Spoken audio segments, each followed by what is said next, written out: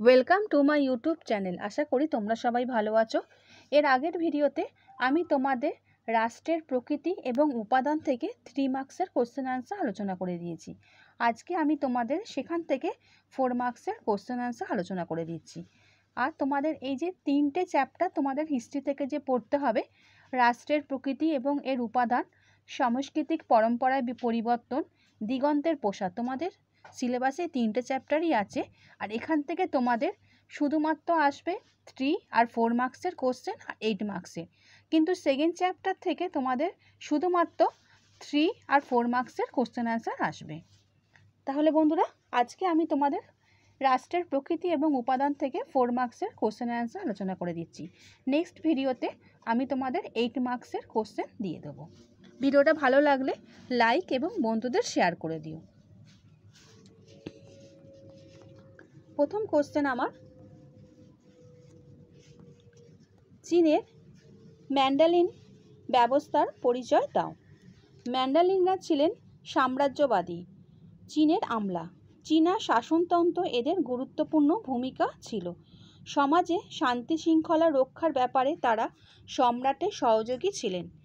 ম্যান্ডালিনদের সহযোগ্যতা, চীনা উচ্চপদস্থ আমলা অর্থাৎ ম্যান্ডালিনদের বেশ কিছু যোগ্যতা অধিকারী হতে হতো।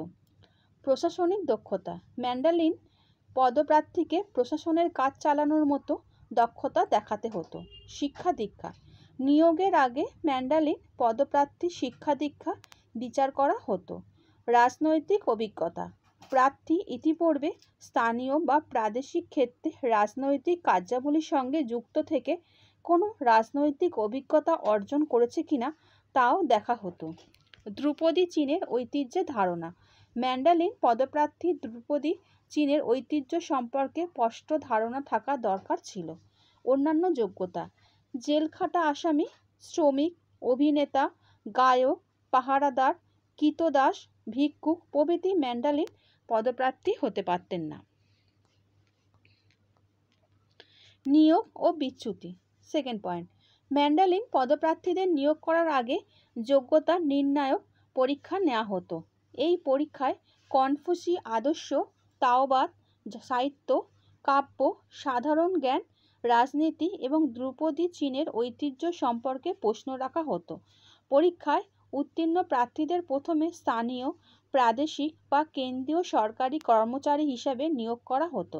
সাধারণত ম্যান্ডালিনদের একই জায়গায় দীর্ঘদিন না রেখে বিভিন্ন জায়গা বদলি করে দেওয়া হতো। ম্যান্ডালিনরা তাদের কাজে অবহেলা দেখালে বা দুর্নীতিতে জড়িয়ে পড়লে বা সাম্রাজ্য বিরোধী কাজে লিপ্ত হলে প্রমাণ সাপেক্ষ তারা সম্রাট কর্তৃত্ব পদচ্যুত হতেন। মর্যাদা ও বেশভূষা, চীনের সমাজে উচ্চ স্তরে ম্যান্ডালিনগণ যথেষ্ট সম্মানের অধিকারী ছিলেন। বিশেষত চীনের কিং বংশের রাজাদের আমলে চীনের সমাজে রাজপরিবার ও প্রধানমন্ত্রীর পরে মর্যাদা ভোগ করতেন। উচ্চস্তরে ম্যান্ডালিনগণ মূল্যবান ধাতুর অলঙ্কারযুক্ত রত্নখচিত পোশাক পরতেন। তারা দামি পদ্মরাগ মণিযুক্ত টুপি মাথায় দিতেন। মধ্য ও নিম্ন স্তরের ম্যান্ডালিনগণ যথেষ্ট ব্যয়বহুল জীবনযাপন করতেন। তারা জমকালো পোশাক পরতেন এবং প্রবাল, লাপিস লাজুরি, সোনা, রূপা প্রভৃতি রত্নখচিত টুপি মাথায় দিতেন। নেক্সট কোশ্চেন, ইক্তা প্রথার বিবর্তন ও ফলাফল উল্লেখ করো। ইক্তা প্রথার বিবর্তন ও ফলাফল নিচে উল্লেখ করা হলো। বিবর্তন, ইলতুৎমিশ আমলে, প্রথম পয়েন্ট, ইক্তা প্রথা প্রবর্তনের পর সুলতান ইলতুৎমিশকে তাকে এক প্রাতিষ্ঠানিক রূপ দিতে উদ্যোগী হন। কোনো ইক্তার ওপর বংশানুক্রমিক অধিকার যাতে গড়ে না ওঠে তার জন্য তিনি ইক্তাদারদের বদলি নীতি নেন। নেক্সট পয়েন্ট, বলবনের আমলে যেসব ইক্তাদার ভাতা ও জমি ভোগ দখল করলেও প্রয়োজনে সামরিক সাহায্য দিতেন না, বলবন তাদের তালিকা তৈরি করান। ইক্তাদাররা যাতে সুলতানের প্রাপ্য রাজস্ব ফাঁকি দিতে না পারে তার জন্য বলবন প্রতিটি ইক্তায় খোয়াজ নামে এক ধরনের হিসাব পরীক্ষক নিয়োগ করেন। আলাউদ্দিন খলজির আমলে, আলাউদ্দিন খলজি সেনাদের ইক্তাদানের পরিবর্তে নগদ বেতন দানের প্রথা চালু করেন। ফিরোজ শাহ তুগলকের আমলে, ফিরোজ শাহ তুগলক ব্যাপকভাবে ইক্তা বিতরণ করলেও খালিসা জমির পরিমাণ কমে। তিনি ইক্তা ব্যবস্থাকে বংশানুক্রমিক করে দেন। সেনা দলকে নগদ বেতনের পরিবর্তে ইক্তা দানের রীতি পুনঃপ্রবর্তিত হয়। ফলাফল: ইক্তা প্রথা প্রবর্তনের ফলাফল ছিল সুদূর প্রসারী। প্রথম পয়েন্ট, শহরে শ্রীবৃদ্ধি।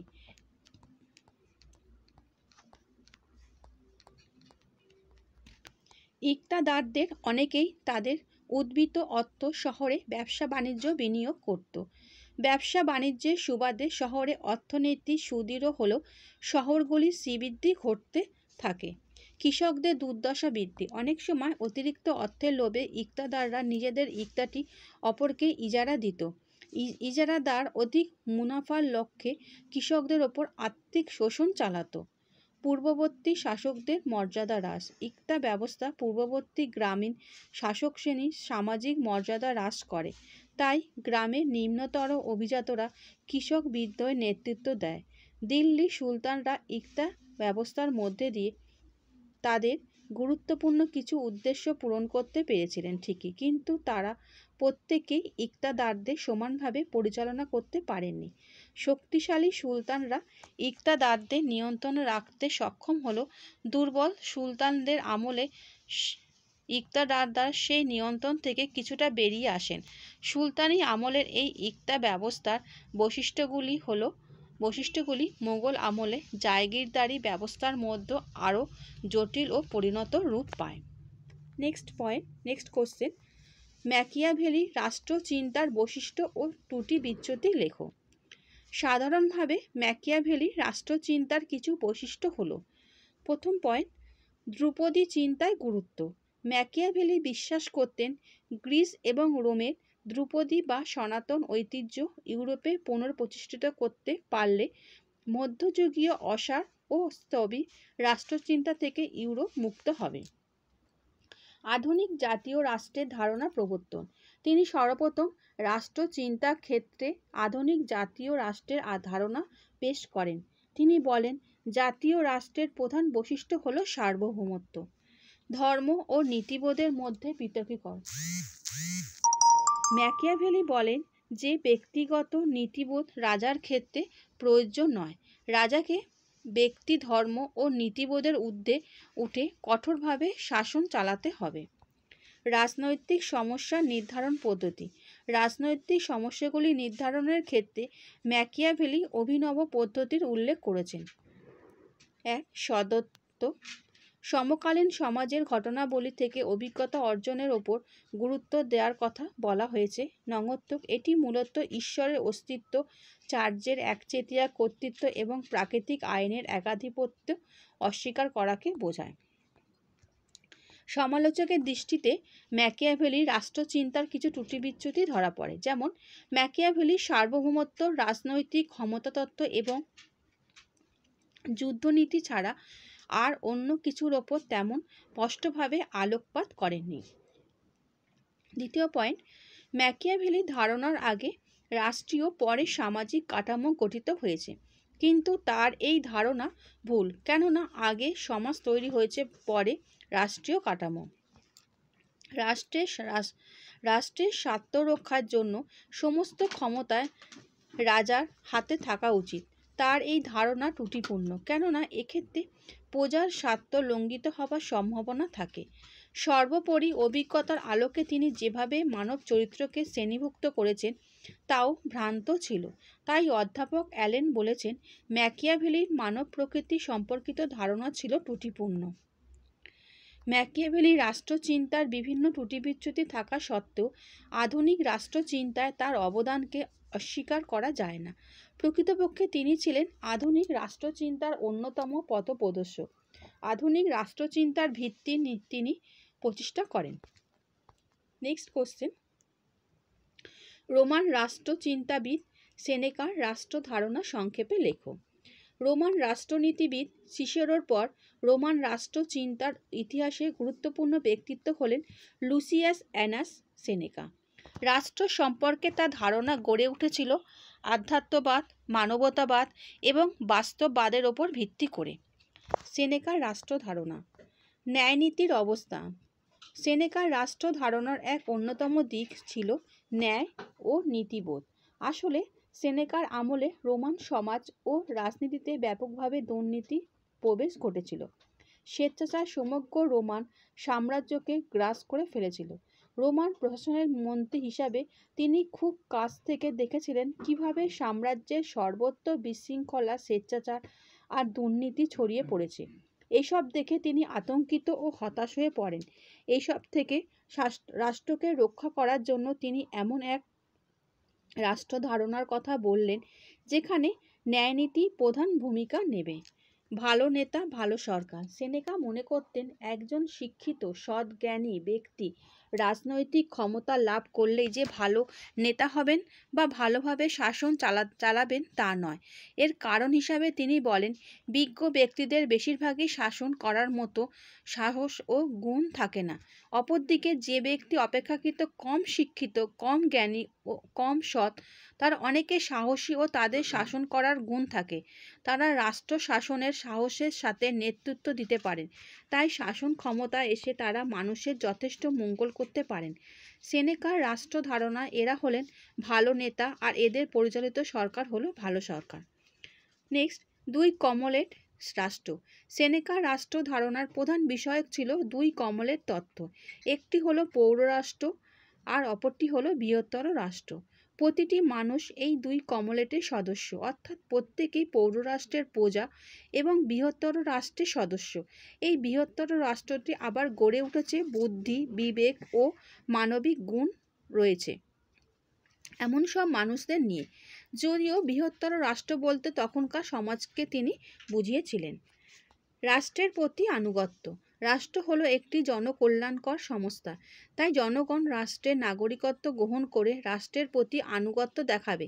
অপরদিকে রাষ্ট্র সকল ব্যক্তিকে তাদের সামাজিক অবস্থান, পদমর্যাদা এবং সম্পদ নির্বিশেষে নাগরিকত্ব দেবে। এই বিষয়ে সেনেকার মত হলো, নাগরিকত্ব হবে একটি সার্বজনীন বিষয়, আর নাগরিকত্ব দেওয়ার পাশাপাশি রাষ্ট্র তাকে ন্যায়নীতি পরায়ণ, যুক্তিবাদী, পাপবোধ থেকে মুক্ত রাখা এবং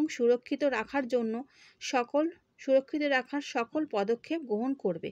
আসলে সেনেকা বলতে চেয়েছেন, রাষ্ট্রের প্রতি আনুগত্য দেখানোর বিনিময়ে রাষ্ট্র তার নাগরিকদের যাবতীয় সমস্যা ও অভিযোগ দূর করবে, আর সেই কারণে রাষ্ট্র ও নাগরিক উভয়ের দিক থেকেই পারস্পরিক বন্ধন গড়ে ওঠা প্রয়োজন। নেক্সট, মূল্যায়ন। সেনেকার রাষ্ট্র ধারণা পরবর্তী সময় খ্রিস্টীয় জীবন দর্শনকে প্রভাবিত করেছিল। কেননা খ্রিস্টীয় দর্শনে দেখা যায় করুণা, ক্ষমার মধ্যে দিয়ে এক মূল্যবোধ তথা মানসিকতার পরিবর্তন ঘটিয়ে মানুষকে পাপ থেকে মুক্ত করার কথা বলা হয়েছে। এই কারণে সেনেকার রাষ্ট্র ধারণা রাষ্ট্রচিন্তা জগতে আজও গুরুত্বপূর্ণ। নেক্সট কোশ্চেন, রোমান রাষ্ট্রচিন্তার বিভিন্ন দিকগুলি আলোচনা করো। প্রাচীন রোমান রাষ্ট্রচিন্তা মৌলিক ছিল না। তাদের রাষ্ট্রভাবনায় প্রাচীন গ্রীসের যথেষ্ট প্রভাব ছিল। রোমের রাষ্ট্রদর্শন আসলে তাত্ত্বিক দর্শন নয়, তা হলো ব্যবহারিক জীবন দর্শন। রাষ্ট্রচিন্তায় রোমানদের অবদান প্রসঙ্গে ম্যাক্সি লিখেছেন, রোম সারা বিশ্বকে সরাসরি কোনো রাষ্ট্রতত্ত্ব না দিয়ে গেলেও রাষ্ট্রতত্ত্বের নানা উপাদান দিয়ে গেছে, যেগুলি রয়েছে তাদের আইন বিষয়ক বিভিন্ন তত্ত্ব ও ধারণার মধ্যে। রোমান রাষ্ট্রচিন্তা উৎস। রোমের ইতিহাস, ভৌগোলিক পরিবেশ, আর্থ-সামাজিক ব্যবস্থা, রাজনৈতিক প্রতিষ্ঠান এই সমস্ত কিছুই রোমান রাষ্ট্রচিন্তাকে প্রভাবিত করেছিল। পাশাপাশি অখণ্ড সাম্রাজ্য গঠনের পরিকল্পনা রোমান রাষ্ট্রচিন্তার উৎস হিসাবে কাজ করেছিল। সর্বোপরি আইন ও নাগরিকত্ব সম্পর্কে রোমানদের বাস্তব চিন্তা ও উদার চেতনা রোমান রাষ্ট্রচিন্তার প্রেক্ষিত রচনা করে। আইন তত্ত্ব। প্রকৃত অর্থে রোমান সাম্রাজ্যকে সর্বপ্রথম সঠিক আইনের ধারণা গড়ে ওঠে, যা পরবর্তীকালে বিশ্বের অন্যান্য দেশের আইন ব্যবস্থাকে প্রভাবিত করে। রোমানরাই সর্বপ্রথম আইনকে লিখিত আকারে নথিভুক্ত করার প্রয়োজনীয়তা অনুভব করেন। ধর্মের সংকীর্ণ গণ্ডি ছাড়িয়ে তারা আইনকে প্রাকৃতিক জগতের বাস্তব প্রকাশ হিসাবে তুলে ধরেন। বিশ্ব সভ্যতায় রোমান আইনের তিনটি দান আইন হলো পৌর আইন, সার্বজনীন আইন, প্রাকৃতিক আইন। রোমান নাগরিকত্ব তত্ত্ব। রোমান রাষ্ট্রচিন্তাবিদগণ নাগরিকত্বের ধারণাকে সার্বজনীন আদর্শের ওপর প্রতিষ্ঠিত করেন। রোমান নাগরিকতা তত্ত্বের মূল দুটি নীতি হলো জন্মসূত্রে মানুষ স্বাধীন, মানুষের ক্ষমতার অধিকার হলো প্রাকৃতিক অধিকার।